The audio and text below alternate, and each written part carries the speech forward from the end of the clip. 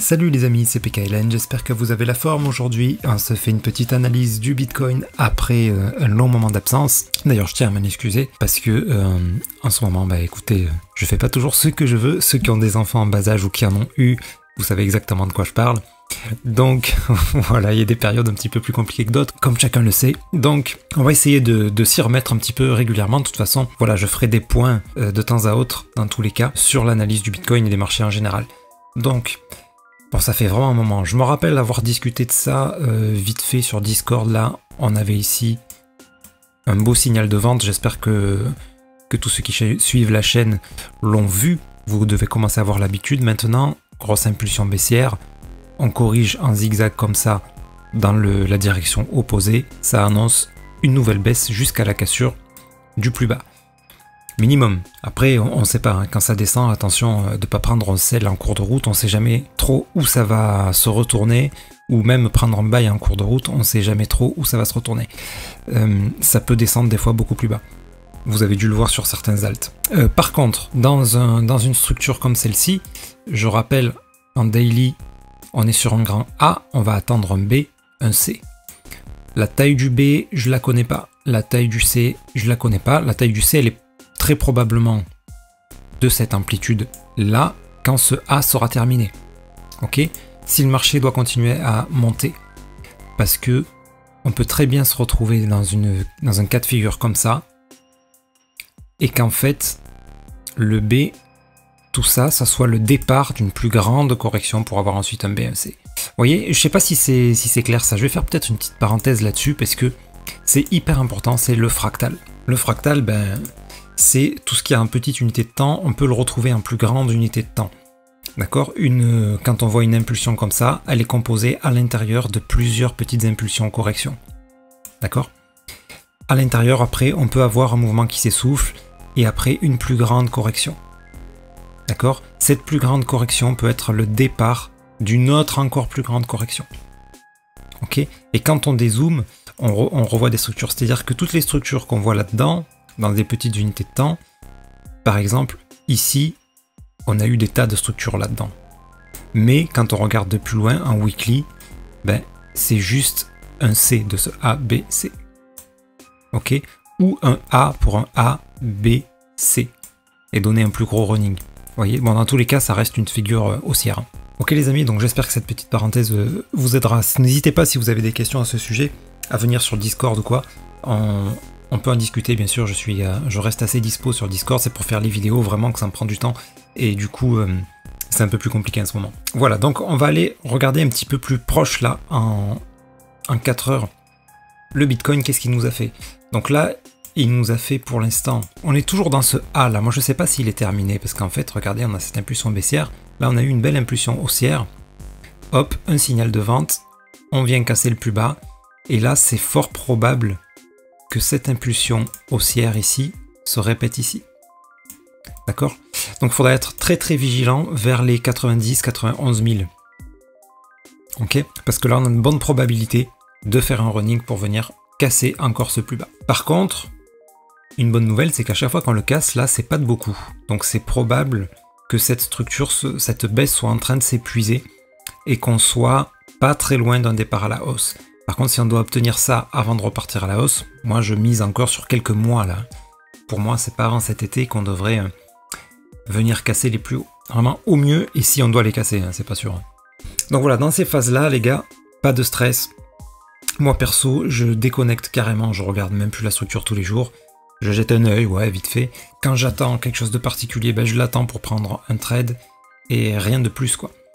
Là, j'attendais un prix par exemple, il y avait sur le TAO, j'attendais un prix pour rentrer, je ne l'ai pas atteint ce prix, je suis pas rentré. Parce que pour moi, on doit venir casser ce plus bas là. Donc je regarde ça tranquillement de loin. Là, quand on était vers là, je regardais un peu plus souvent. Hein. on n'est pas arrivé très loin. Ah, mais on n'y est pas arrivé. Ah non. Ah, j'avais pas vu qu'on était descendu si bas.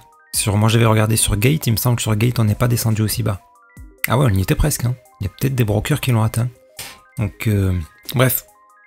Toujours est-il que moi, sur mon broker, on l'avait pas atteint, donc je n'ai toujours pas acheté. Par contre, ce que j'ai fait, j'en ai profité pour rentrer sur Injective. Injective, ça fait partie des projets dans lesquels je voulais rentrer, mais bon, c'était trop cher. Et je pense que là, regardez, A, B, C. Je pense qu'on peut descendre encore un petit peu. Tout ça pour nous donner un grand A, un grand B, un grand C. Voilà, si j'arrivais à choper ce grand B là, ça pourrait être pas mal. Mais toujours est-il que là, c'est pas du trading hein, que j'ai fait par contre. Je suis rentré pour de l'investissement. J'en ai pris un petit peu vers les 7. Ouais, vers les 7 là. Quand tout commençait à chuter, je crois que Bitcoin avait cassé le plus bas ici. Je me suis dit, allez, je vais mettre un petit billet sur quelque chose et j'ai choisi le Injective. Ok les amis, voilà pour les actions que j'ai fait moi ces dernières semaines, mais dans tous les cas, comme je vous dis, là j'attends parce que pour moi il n'y a pas grand chose à faire, à part un peu de trading éventuellement. Et bon, pour ça il faut avoir du temps aussi, et là j'en ai pas. Donc le trading là je n'ai pas fait du tout.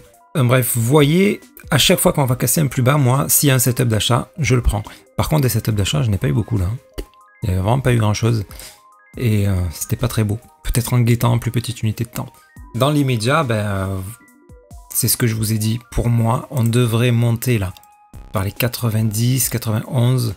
Mais là déjà, j'ai un mouvement, vous voyez, il est un peu timide là. C'est pas impossible qu'avant ça, on ait encore une grosse correction. Qu'ensuite, on remonte. Et après seulement qu'on descende, casser ce plus bas. Bref, les marchés sont très incertains en ce moment. Ok, donc moi, je laisse passer du temps, je mets ça de côté.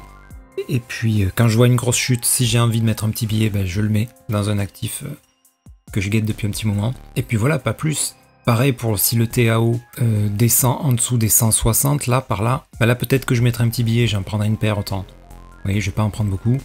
Pareil pour Ethereum. Alors Ethereum, pour moi, on a de bonnes probabilités de venir ici, là. Enfin, de plus en plus. Je vous avais dit, je vous avais évoqué, je crois, la possibilité dans une vidéo, mais j'y croyais pas trop.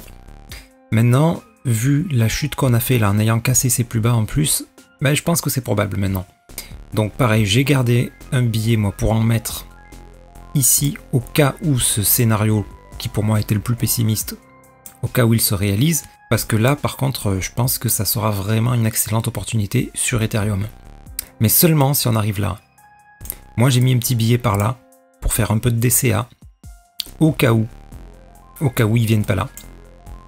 Mais par contre, j'ai vraiment réservé une petite partie de mon capital à mettre à ces niveaux-là. Quand il descend en dessous de 1000, là, vers les 900, là, je mettrai un bon billet sur Ethereum. Toujours pareil, attention, pas prendre au pied de la lettre ce que je dis. Si vraiment tout semble très mauvais et qu'on a que des setups de vente, je vais peut-être pas... C'est pas juste parce qu'on aura atteint le prix que je vais mettre un gros billet dessus, bien sûr. Hein. J'en prendrai un petit peu pour faire du DCA, et ensuite, dès que j'ai une impulsion, correction haussière, un setup d'achat quoi en fait, là je mettrai un plus gros billet. Voilà, comme ça me permet, quand le setup se valide, de mettre un break-even au cas où j'ai tort dans mon analyse tout simplement. Hein.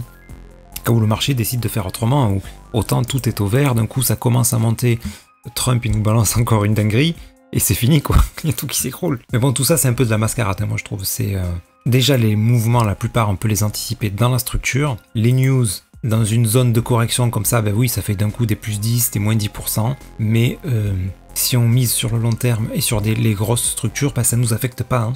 Ça nous affecte pas. Ça nous affecte que si on regarde le portefeuille tous les jours, là oui.